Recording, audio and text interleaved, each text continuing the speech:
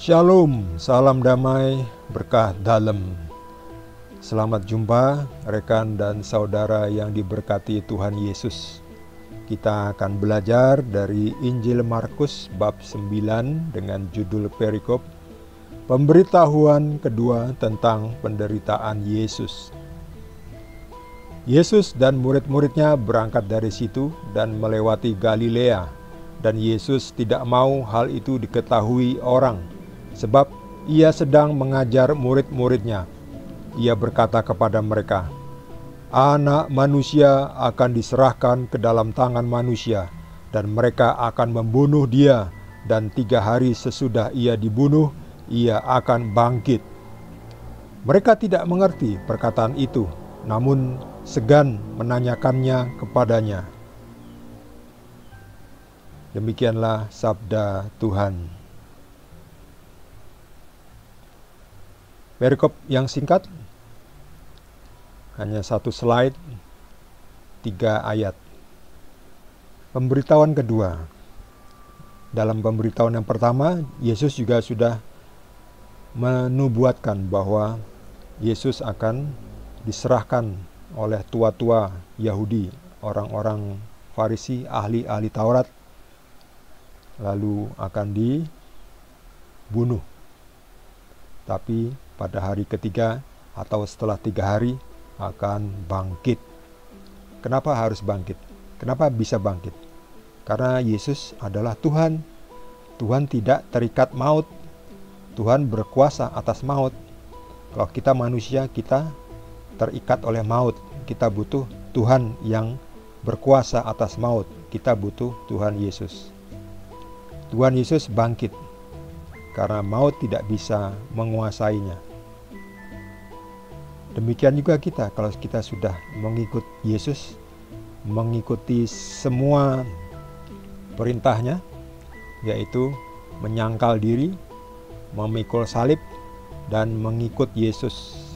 Jadi kalau kita sudah menyangkal diri, kita sudah mati raga, kita mikul salib, kita lakukan tugas kita dengan jujur dan tanggung jawab.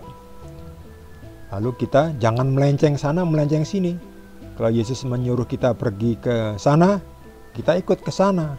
Kita pergi ke sana. Kalau kita pergi ke lain arah, itu nanti ya percuma ya. Yesus menyuruh kita pergi ke surga, kita malah pergi ke neraka, ya sudah capek-capek mikul salib, tapi nggak mengikut perintah Yesus yang satu itu, ya nggak ada gunanya ya. Jadi harus komplit ya. Harus mengikut Yesus. Yesus ngomong apa, lakukan.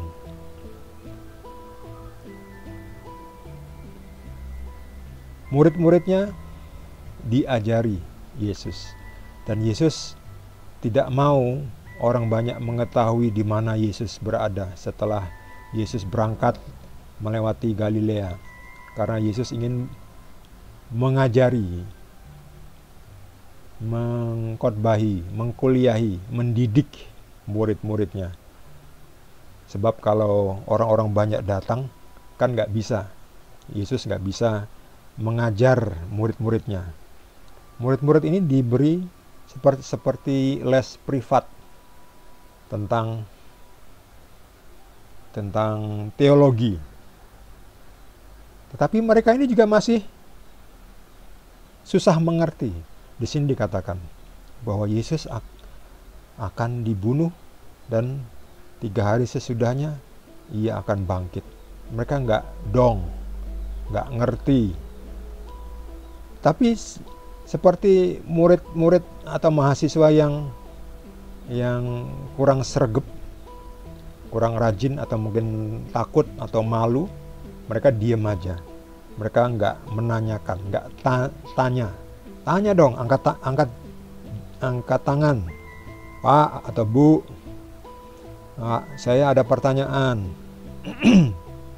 Apa maksudnya dibunuh lalu 3 hari sesudahnya akan bangkit? Apa maksudnya? Ya, seperti itu mestinya.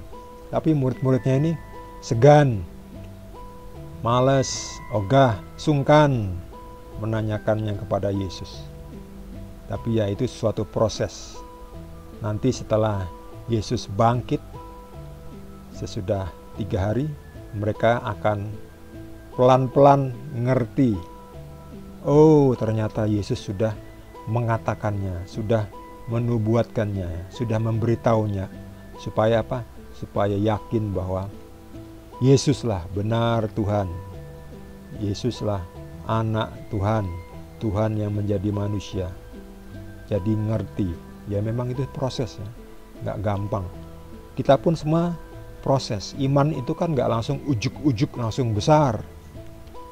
Proses pelan-pelan ditanam dari biji kecil, lalu disirami, dirawat. Kalau ada rumput-rumput liar dicabut supaya tidak mengganggu. Kalau nanti ada burung-burung yang akan hinggap mematok benih itu kan akan rusak, lalu dilindungi dengan pelindung supaya tidak dipatoki burung atau dipatoki ayam. Pelan-pelan tumbuh. Kalau sudah besar kan nggak perlu dilindungi lagi kan, bisa tumbuh sendiri. Ya tinggal dipupuk, dirawat, disirami, tetap harus disirami sampai akhirnya besar. Itu seperti itu juga iman. Iman tuh butuh proses tumbuh. Harus pertama-tama kalau masih kecil harus dijaga, dilindungi, tetap dipupuk, dirawat, disirami. Nanti kalau sudah besar, sudah bisa mandiri kan, seperti bayi harus dipegang, digandeng. Kalau sudah bisa jalan sendiri kan biar jalan sendiri ya. Nggak perlu lagi makan bubur, makannya sudah bisa makan makanan yang keras. Demikian juga manusia, kalau masih bayi, masih anak-anak, imannya masih tumbuh, masih perlu bantuan orang tua, pendampingan. Tapi kalau sudah dewasa, mestinya sudah kuat, sudah bisa dibiarkan jalan sendiri, sudah bisa membuat keputusan sendiri. Jadi semua itu memang perlu proses.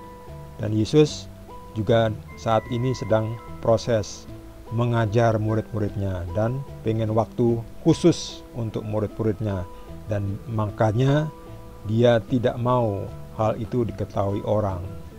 Sebab kalau orang banyak datang nanti mereka akan mengganggu.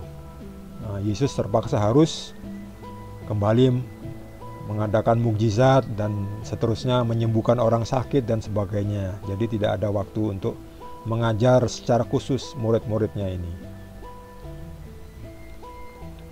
Pemberitahuan kedua tentang penderitaan Yesus. Bagi saudara yang mendapat pencerahan dari Tuhan Yesus, boleh juga berbagi dengan kita semua yang belum subscribe. Jangan lupa di subscribe dan juga di like. Kita akan lanjutkan dengan perikop berikutnya dari Injil Markus. Terima kasih. Tuhan Yesus berkati kita semua.